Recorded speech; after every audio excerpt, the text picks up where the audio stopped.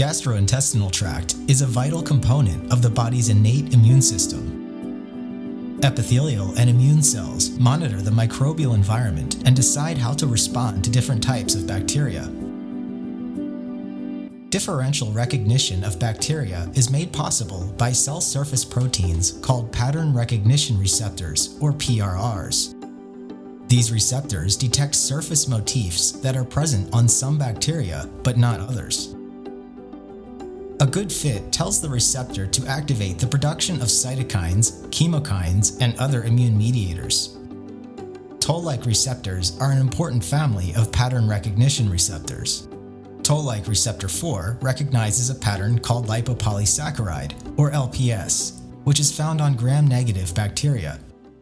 A single nucleotide polymorphism in the TLR4 gene reduces the receptor's ability to activate an immune response in the presence of LPS. The clinical implications of this variant remain inconclusive. Some evidence suggests a possible effect on microbial composition in the GI tract. In clinical settings, this phenotype can be confirmed using common microbial assessment methods such as the urea breath test or stool PCR testing.